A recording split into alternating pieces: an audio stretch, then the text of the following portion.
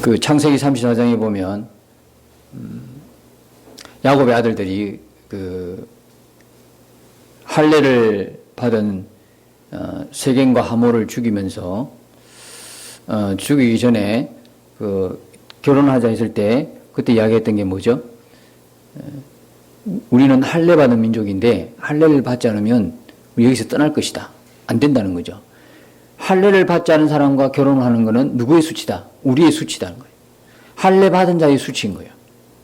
그러니까 이 할례를 받았다는 것은 곧 다른 말로 이야기하면 누구의 백성이라는 거예요? 하나님의 선민, 하나님의 택한 백성이라는 거죠. 그 하나님 택한 백성의 외적인 모습이 뭐냐면 할례입니다. 자, 이 할례가 하나님 백성의 외적인 모습이에요. 할례 받은 사람이 할례 받지 않은 사람과 섞일 수가 있다 없다? 없어요. 그런데 할례 받은 하나님의 백성이 백성답게 살지 못했을 때 오는 고통과 당한 수모와 이 모든 것들이 뭐냐면 애굽의 수치였어요. 애굽에 있을 때 뭐로 있었습니까? 주인으로 있었습니까? 노예로 있었습니까? 노예로 있었어요. 노예로 있으면서 그 자체가 수치죠. 잘 먹지도 못하고 잘 입지도 못하고 노예니까요. 그런데 이 사람들의 생각을 한번 보십시오. 이 사람들의 생각은 뭐냐면 하나님께서 그 고통을 들으시고 출애굽을 시켰는데도 불구하고 어땠어요? 가면서 내내 원망하고 불평하고 그런 거예요. 불신앙하고 안 믿고 그러면서 했던 말이 불평하면서 뭐예요? 우리를 왜 이곳까지 데리고 나와서 여기서 죽이냐? 광야에서 죽냐? 차라리 애굽에서 우리가 죽기를 놔두지. 그러면서 또 뭐라 그래요? 먹을 게 없으니까 막 원망하면서 뭐라 해요? 우리가 애굽에 있을 때에 고기 가마 곁에 있을 때라고 이야기합니다. 아니 언제 고기 가마 곁에 있었어요? 또 기가 막힌 건 떡을 배불리 먹을 때에 언제 떡을 배불리 먹었어요? 아니 노예로 사는데 먹을 것은 안 주고 집도 안 주고 벽돌을 만들어라 하지 먹을 것도 안 주지. 그렇게 고역을 당해가지고 그렇게 부러지던 사람들 아니에요? 거짓말까지 하는 거예요. 거짓말. 명색이 하나님의 백성이라고 하는데 내용은 어떻게 해요? 외형은 하나님의 할례 받은 자라고 이야기하는데 속은요. 겉과 속이 너무 다른 거예요. 속부터는 하드는 그럴싸한데 속부터는 전혀 안 믿는 사람들의 모습으로 살아갔다. 이게 뭐냐면 수치예요. 애굽에 살던 수치. 하나님 백성답지 못했을 때. 그리고 광야를 거쳐오면서 어떤 일이 벌어졌을까요? 광야 그 자체는 역사적으로 보면 완전 불신앙이죠. 거역하고 신명기에 보면 8장인가 보면 몇 장인가 생각이 안 나는데요. 9장인가요? 네, 보면 하나님께서 가나안 약속 땅을 주는데 그 이유를 말씀하셔요. 너희들이 가나안 땅에 들어가 이런 착각하지 말라는 거예요. 우리가 무슨 굉장히 공의로웠어. 우리가 하나님 볼 때 뭐 어려운 것 같아서 하나님 그 땅을 줬다고 착각하지 말라는 거예요. 하나님께서 말씀하시길 뭐라고 그래요? 너희는 목이 굳은 백성이다. 내내 광야에 있을 때 거역하고 살았어. 불순종하고 살았어. 근데 하나님께서 왜 약속의 땅을 그들을 인도하십니까? 뭐 때문에요? 아브라함과 이삭과 야곱에게 약속했던 그 약속을 이루어 주시기 위해서 인도하셨다고 이야기하는 거예요. 그러니까 광야의 역사는 그야말로 거역의 역사였어요. 불순종의 역사고 우상숭배의 역사고 그게 뭐냐면 수치라는 거예요. 그게 수치였어요. 애굽의 수치였어요. 여러분들은 할례 받으셨어요? 할례 받았어요? 할례 받았어요? 왜 그래요? 할례 받으라며. 할례가 중요한 건요. 뭐가 중요하냐면 할례를 받을 때에 대대로 지킬지니라 그러거든요. 네? 창세기 17장에 보면 할례가 등장하는데 이 할례는 언약의 정표다 그래요. 하나님의 언약이 있는 백성의 표가 뭐냐면 할례예요. 언약이 중요해요? 정표가 중요해요? 언약이 없는 정표는 아무 소용이 없어요. 뭐가 중요하다는 거예요? 언약이 중요한 거예요. 언약이 있는 백성이라는 표시가 할례인 거예요. 근데 창세기 17장에 보면 12절인가에 보면 대대로 지킬지니라 하거든요. 할례를 대대로 지켜야 돼요. 근데 오늘 우리는 할례를 그럼 예수 믿는다고 받아야 돼요, 안 받아야 돼요? 그리고 할례를 믿는 집의 애들은 8일 만에 할례를 받아야 돼, 안 받아야 돼? 지켜야 했으니까.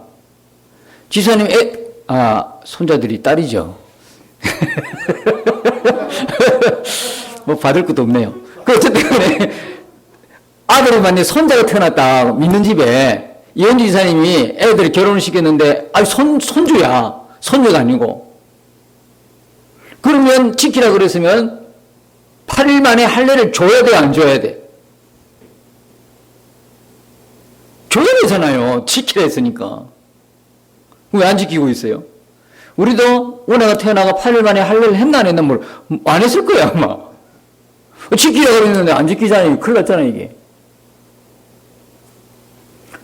네? 그 대대로 지키라 그랬잖아요. 6일절도 보면 대대로 지키라 그랬어요, 하나님이. 출애굽기 보면, 그죠? 12장에 보면 대대로 지키라는 거예요. 왜 지금 6일절 지키지 안 지키, 지금? 지금 6일절 지키냐고. 할례 안 하지요? 그 이유가 뭘까요? 언약이 중요하다고 이야기했잖아요. 언약이 중요하다고 그랬잖아요. 언약이. 그 언약이 뭐예요? 하나님이 아브라함에게 주신 언약의 핵심이 뭐예요? 하나님께서 아브라함에게 주신 언약의 핵심이 뭡니까? 언약의 내용은 씨와 땅이에요. 씨와 땅의 약속이죠. 오후에 본문은 따로 있어서 지금 그건 대충 넘어가려 했더니 씨와 땅의 약속이거든요. 씨는 뭐예요? 땅은 무슨 땅이에요? 약속의 땅 가나안을 주겠다는 거죠. 내가 너희 후손을 이 땅을 주겠다. 이 땅이 뭐냐? 가나안 땅이에요. 뺑 돌아서 다시 이제 이 가나안 땅 오는 거예요. 자, 그다음 씨는 무슨 씨죠? 하나님께서 아브라함에게 주신 것은 뭐냐면 너와 내 자손의 하나님이 되겠다는 거하고 네가 열국의 아버지가 되겠다는 걸 해서 아브라함을 아브라함으로 고쳐버려요. 열국의 압이라는 뜻이죠.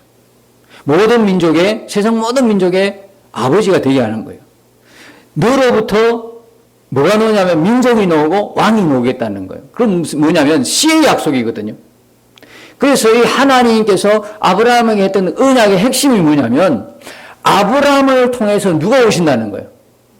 메시아가 온다는 거거든요. 그 약속이에요. 그러면 그 약속의 정표가 할례라 그러면 마지막 할례는 누구에서 끊어지는 거예요?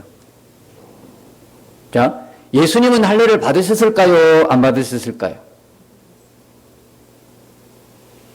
예수님은 할례를 받았어요? 안 받았어요? 예수님인데? 누가복음 2장에 보면 21절인가 25절이면 8일 만에 예수님도 할례를 받습니다. 예수님이 로마서 10장에 보니까 율법의 뭐가 됩니까? 마지막 율법의 마침이라고 이야기하죠. 율법의 끝이에요. 예수님으로 율법을 이제 종결하고 왜? 이 언약의 핵심은 메시아 예수 그리스도잖아요. 그러니까 할례는 어디까지예요? 그 언약의 실체이신 누가 오기까지? 예수님이 오시기까지잖아요. 그래서 마지막 할례는 예수님으로 끝나는 거예요. 그런데 유대 백성은 지금도 할례를 해야 안 해요? 하죠. 그게 참 아이러니하죠. 그들은 언약이 정말 중요한데 언약이 아니라 할례의 구원이 있는 양 할례에 집중하는 거예요. 사실 중요한 거는 뭐가 중요해요? 언약이 중요한 거죠. 그래서 마지막 할례는 예수님으로 끝났는데 유대인들은 계속 자기들은 하나님 택한 백성이라고 그래요. 할례를 계속 하고 있어요. 뭐 할례를 하나 안 하는 거니 별 중요하잖아. 누가 중요하냐면 그 언약의 가장 중요한 그 언약의 실체로 오신 예수 그리스도거든요. 그러니까 예수 그리스도 올 때까지가 할례가 유효했고 그 다음에 하나님 백성의 표시는 뭐냐? 예수님 이후로는 뭡니까? 세례가 되는 거죠. 세례. 나는 죽고 예수로 사는 분명한 정체성을, 예수 믿는 사람의 정체성을 어디에 새기는 거예요? 마음에 새기는 거예요. 그래서 그때부터 뭐가 나와요? 마음의 할례가 나와요. 마음의 할례, 마음이 할례를 받는 거예요. 마음이 옛사람이 아니라 이제는 예수 그리스도로 인해서 거듭난 새 사람으로 바뀐 거예요. 마음이 할례를 받은 거예요. 마음이. 그래서 마음의 할례를 이야기하는 거예요. 유월절도 똑같은 거예요. 왜 오늘 유월절을 안 지켜요? 유월절의 실체이신 누가요? 예수님이 실체로 오실 그때까지가 유월절이 유효하잖아요. 그럼 유월절은 뭐로 바뀌었어요? 자, 마지막 유월절은 언제예요? 예수님이 잡히셔가지고 죽기 직전에 했던, 제자들과 함께 나눴던 그것이 마지막 유월절이고, 그게 마지막 유월절 끝나는 거예요. 이제 하나 남아서 유월절. 언제 이루어질까요?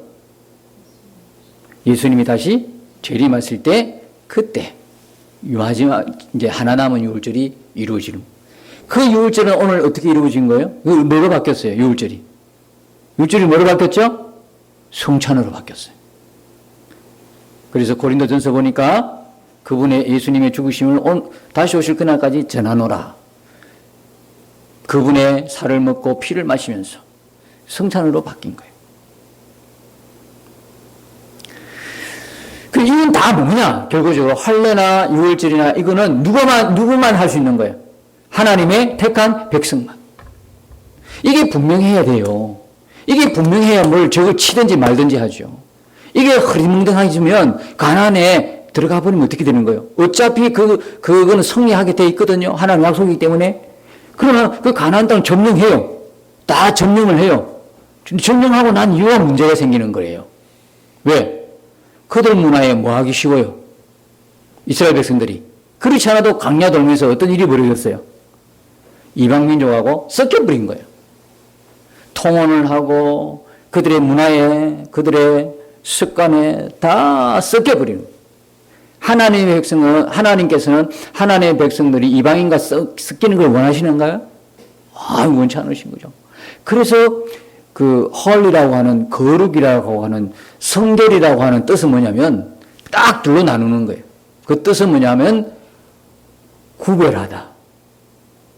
하나님의 백성과 아닌 백성의 구별. 그게 거룩이에요. 그게 우리 세상 나와서 거룩합시다, 거룩하게 삽시다 이야기는 뭐냐? 세상 가운데 세상 사람들과 우리 믿는 사람들이 전혀 표시가 안 나. 섞여버려가지고. 아무런 표시가 안 나. 이런 삶이 아니라는 거예요. 우리는 하나님을 믿는 사람으로 사는 거죠. 세상 속에서도. 이게 뭐냐면 거룩한 삶인 거예요. 세상 사람들이 추구하는 거 똑같이 추구하고 세상 사람들이 욕심내는 거 똑같이 욕심내고 아니라는 거예요. 이게 아니라는 거예요. 하나님의 백성은 성결한 백성, 거룩한 백성이라는 것은 세상과 구별된다고 하는 뜻이 의미를 갖고 있어요. 그러니까 이제 여러분들이 이게 되어야 되는 거예요. 이게 안 되면요. 근무가 문제라니까. 하나님, 나에게 이런 것 저런 거 주세요. 여러분이 기도하죠? 주면 어떨 건데? 하나님의 사람으로 준비 안 되면 그것은 뭐가 됩니까? 화가 되는 거예요. 어제 다니엘 기도에서 좀 은혜로운 부분들이 있는데요. 고난을 갖다가 보는 눈을 여러분들이 은혜 받으셨을 거예요. 여러분, 어떤 고난은요, 복이고 어떤 고난은 저주가 되는 거예요. 어떤 고난이 복이 됩니까? 그 고난과 어려움을 통해서 더 하나님을 알게 되고 더 하나님께 가까이 나갔다 하면 그게 어려움과 내게 고통이고 고난이지만 그것은 복이라는 거죠. 근데 거꾸로 어떤 문제가 생겨서 어떤 어려움이 생겨서 어떤 고난이 생겼는데 하나님과 점점 멀어지게 해. 그 고난은 우리에게 화가 되고 저주가 된다는 이야기. 그래서 고난이 있고 없고가 문제가 아니라 하나님과의 관계에 모든 것이 기준이 되는 거예요. 기준은 내가 누구보다도 많이 가졌다. 누구보다도 내가 많이 얻었다. 이게 기준이 아니라, 그죠? 내가 높은 지위에 있다. 많은 걸 가졌다. 내게 모든 게 잘 풀린다. 문제 해결됐다. 병 나았다. 뭐 했다. 이게 중요한 것이 아니라 기준은 하나님과의 관계라는 거예요. 그걸 통해서 하나님께 가까이 나갔다 그러면 그것은 복이다 이 말이에요. 그런데 내가 엄청난 재물의 복도 복이라 재물도 얻었고 건강도 얻었고 관계 복도 얻고 우리가 원하는 소원성기 다 이루어졌어. 근데 그것이 점점점 하나님과 멀어지게 한다면 그것은 복이 아니라 뭐다? 화고 저주다라는 거예요. 기준이 분명해야 된다. 이런 것이 분명해야 하나님 편에서 볼 때는 이게 중요한 거야. 우리가 볼 때는 저 땅을 차지하냐 안 차지하냐 중요하지만 하나님 볼 때는 그게 아니라 하나님 볼 때는 우리가 바로 너희들이 누구냐? 이 세상 사람한테 너희가 도대체 누구냐? 하나님 믿는 사람의 정체성을 분명히 하기를 원하시는 거죠. 그게 우리가 보는 눈하고 하나님 보는 눈은 너무 차이 나는 거예요. 자, 이 시편 3편은요. 그 외에 여러분들 그 외에 보면 뭐라고 적혔어요? 다윗이 그의 아들 압살롬을 피할 때 지은 시. 그랬습니다. 자, 셋째 아들인 압살롬에게 지금 아버지가 쫓겨다니는 거예요. 아들이 아버지의 왕권을 찬탈하고 온갖 수모를 겪게 하고 아버지를 죽이려고 또 하는 상황이 벌어졌어요. 다윗은 빨리 눈치챘죠. 뭐 때문에 이런 일이 벌어졌다고 생각했을까요? 다윗의 인생에서 가장 부끄러운 일들. 다윗이 진짜 부끄럽게 생각했던 건 뭘까요? 내가 왕인데 이렇게 쫓겨다니니까 내 꼴이 이게 뭐냐? 그것도 영 생판 모르는 다른 민족의 왕이거나 내가 모르는 다른 사람이거나가 아니라 자기 배에서 낳은 아들로 인해서 쫓겨다닌 게 부끄러웠을까요? 진짜 다윗을 만나보면 당신 그때 뭐 때문에 그렇게 부끄러웠습니까? 딱 한마디 할 겁니다. 우리가 죄를 지어도 하나님께서 우리 죄를 딱 도말하시고 사라지게 기억도 못하게 하시고 이게 얼마나 큰 은혜인지 아십니까? 근데 그 내가 지었던 죄가 계속 생각이 난다면 우리가 얼마나 또 고통스럽겠습니까? 여러분, 우리가 안고 있는 이 상처들이 지워지지 않고 계속 죽을 때까지 내가 그 상처가 기억이 되어 간다면 얼마나 정말 고통스럽겠어요? 우리의 지은 죄가 회개하면서 하나씩 떨어져 나가서 다행이지, 만약 떨어지지 나가지 않고 계속 있다 그러면 우리가 얼마나 고통스럽겠습니까? 다윗이 바로 제일 부끄럽고 제일 수치스러운 것은 뭐였냐면 그거였어요. 뭐였냐면 오늘 우리가 3편을 읽고 있잖아요. 다윗은 아마도 우리가 성경을 읽어 나가면서 그거 말고도 여기 많은데요. 시편 들어가면 다윗이 아마 시편을 없애고 싶을 거야. 왜? 자기가 지은 죄가 그대로 성경에 기록이 되어 있거든. 이거는 지워지지 않는 것은 사람들이 다윗이 죽고 난 이후에 성경 속에 올라가다 보니까 수많은 사람들이 다윗이 어떤 사람이라는 걸 보게 되고 알게 되고 깨닫게 되고 그의 죄상을 분명히 보잖아요. 다윗이 제일 부끄러운 바로 이것이었어요. 자기가 어쩌다 그렇게 지었는데 그 지은 죄가 지워지지 않는 거야. 지워지지 않고 성경에 기록되다 보니까 어떻게 됐어요? 수많은 믿음의 후손들이 자기가 지은 죄를 보는 거였어요. 시편 3편이 지금 왜 이렇게 쫓겨나요? 다윗의 인생에서 가장 지우고 싶은 치욕적인 사건 하나 때문에 그런 거잖아요. 충성스러운 부하의 아내에게 했던 그 일 때문에 지금 왕국 자체가 흔들거리고 가정 자체가 다 파괴시켜 부신 거죠. 죄의 열매가 이렇게 고통스러운 거죠. 아마 다윗은 지금도 이 설교를 하고 있으면 아마 입을 틀어 막으려고 하고 싶은 심정일 거예요. 인간적인 마음에서. 그것도 없이 깨끗이 이제 정리됐기 때문에 괜찮겠지만, 이 땅에서는 이 다윗의 죄악이 그대로 드러나잖아요. 그런데 다윗이 위대하다고는 좀 그렇고요. 다윗이 그래도 믿음의 사람이라는 걸 어떻게 알 수 있어요?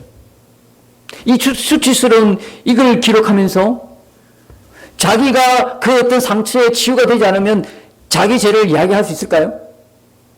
떳떳하게 내가 입었던 고통이나 나의 치욕적인 이 일들을 남에게 이야기할 수 있는 것은 뭐가 치유됐다는 거죠? 이 사건에 대한 받은 상처나 고통이 치유됐다는 이야기거든요. 치유가 되니까 이야기할 수 있는 거죠. 어제 그 강사도요. 입에 담을 수 없을 만큼 정말 큰 사건이었거든요. 근데 그걸 이야기하잖아요. 뭐가 됐다는 거죠? 치유가 된 거죠. 치유가 됐으니까 이제 거꾸로 상처 입은 자의 치유자가 되는 거죠. 그 상처의 치유자가 되는 거예요. 그 상처를. 정말 끔찍한 이야기였거든요. 입으로 말할 수 없는 그 끔찍한 그 일들이 벌어졌어요. 근데 그 사람의 일이 아니었어요. 성경 속에 보면 그보다도 더 어떻게 해요? 더 입에 담을 수 없는 죄들이 더 많잖아요. 성경 안에는 그게 더 기록이 낱낱이 되어 있잖아요. 그죠? 근친상간에 이게 얼마나 많아, 이게. 치욕스러운 이 사건들을 다 기록하고 있는 게 뭐냐면 성경이죠. 근데 다윗이 치유받고 믿음의 사람이라는 건 뭐예요? 웬만한 사람들은 이렇게 되면 어떻게 될까요? 좌절감을 느끼고 절망감을 느끼고 수치함을 느끼고 해서 점점 밑으로 깔아앉을 거예요. 다윗이라는 사람은 진짜 하나님 볼 때 마음에 합한 자로 믿음의 사람이 어떻게 할 수 있냐면 다윗은 이렇게 하고도 하나님 앞에 정말 이 죄가 죽을 죄임을 알고도 끝내 뭡니까? 어떻게 했냐? 더 하나님께로 바짝 다가갔어요. 다윗이 좋은 거는 바로 이거예요. 어떤 사람은 때리면 도망간다니까. 어떤 사람은 하나님의 징계를 받으면 에이 믿을 게 여기밖에 없다고 가버린다니까. 요즘 교인들이 얼마나 버릇없는 교인들이 많은지. 그죠? 하나님의 징계 자체를 안 받으려고 그래. 잘난 것도 무슨 있어. 맞아야 되거든요. 맞아야 되는데 나에겐 복만 달라는 거야. 나에겐 형통함만 달라는 거지. 인간 될까요? 안 되죠. 하나님의 목적은 우리가 하나님의 택한 백성으로 만들어가고 있는 건데 자기가 달라는 거는 세상에 필요한 걸 달라는 거거든. 그게 예수 믿는 거라고 착각하고 있어요. 그러다 보면 이 사람의 끝은 아주 허망하게 끝나는 거거든요. 하나님은 그렇게 주지 않잖아요. 사람 만드는 거거든. 근데 징계해버리면 믿을 게 이거밖에 안 되냐고 다른 데로 가버리는 거예요. 교회에서도 진짜 교회는 뭐냐면 우리가 한국 교회가 회복이 돼야 될 건 뭐냐면 징계를 회복해야 되는 거예요. 잘못한 거에서는 잘못했다고 해야 돼. 아무도 이야기 안 해. 그리고 그냥 놔둬. 교인 한 사람 떨어질까 싶어서. 이런 결과가 뭐냐? 여기만 교회야? 바로 옆 건물로 가버리는 거예요.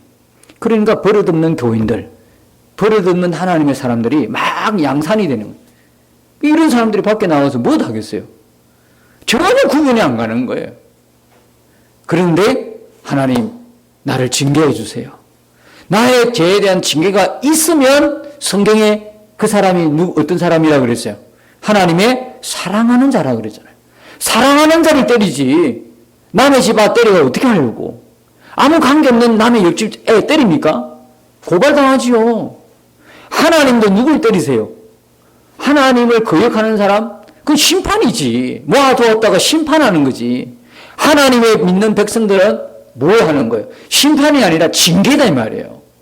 때마다 징계를 하시는 거예요. 왜? 심판에 이르지 않도록. 아무도 아멘 안 하는 거 봐. 아무도 심판하면 끝난 거거든. 그래서 다윗은 뭐냐면 하나님 징계하는 거에 대해서 하나님 날 징계해 주십시오.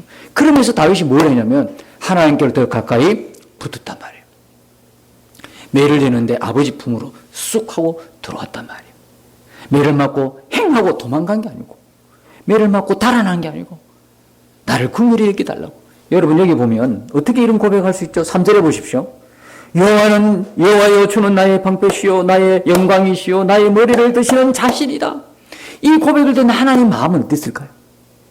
여러분 이런 고백이 나올 수 있어요. 지금 징계를 당하고 있는데 내 모든 하는 일이 꽉 막혀 있어. 내 하는 것들이 다 그냥 불통이야. 모든 게 다 막혀 있다고. 안 돼. 하는 것마다 안 돼. 그럴 때 여러분들 이런 고백을 하실 수 있냐고. 그럴 때 우리 입에는 쉽게 나오는 게 뭡니까? 원망이 나오고 불평이 나오고 내가 이러려고 예수 믿었나 이런 이야기하고 그러죠. 하나님 내가 뭘 잘못했습니까? 나중에는 대들기도 하고. 그런데 다윗은 뭐라 그랬어요? 그 순간에 여러분 우리의 삶이 불통일 때 우리의 삶이 내가 원하지 않는 일이 일어날 때 그때 고백해야 할 고백은 다윗의 이 고백이에요. 여호와요 여호와는 나의 방패시요 나의 영광이시요 나의 머리를 드시는 자신이다. 그때 이 고백을 한다면 하나님이 여러분을 어떻게 보시겠냐고요. 어떻게 됐어요? 그래가 7절에 보니까 여호와여 일어나소서 나의 하나님이여 나를 구원하소서 주께서 나의 모든 원수의 뺨을 치시며 악의 일을 꺾으셨나이다. 구원은 여호와께 있사오니 주의 복을 주의 백성에게 내리소서. 하나님께로 더 가까이 나가요. 그래서 다윗의 징계는 복입니까 저주입니까? 복이다 이 말이에요. 하나님 앞에 더 가까이 나간다. 여러분 우리가 기준 삼는 게 달라지기를 축복합니다. 기준이 달라져야 되는 거예요. 하나님 관계입니다. 모든 인생의 승리의 기준은 하나님과의 거리입니다. 하나님 관계입니다. 하나님과 더 가까이 나아가게 됐다면 아무리 사람들이 볼 때는 화라 그러기도 하고 저주라 해도 하나님은 그것을 나에게 복으로 주신 것입니다. 이걸 복을 볼 수 있는 눈이 확 열려야 되는 겁니다. 여러분의 인생에 정말 살아가면서 가장 큰 복이 주님 가까이 가는 것, 주님과 동행하는 것, 주님과 나의 관계임을 명심하시고 이번 한 주간도 그렇게 우리의 삶에 구체적으로 또 세밀하게 역사하시는 그 주님과 행복한 동행 이루시기를 예수님 이름으로 축복합니다.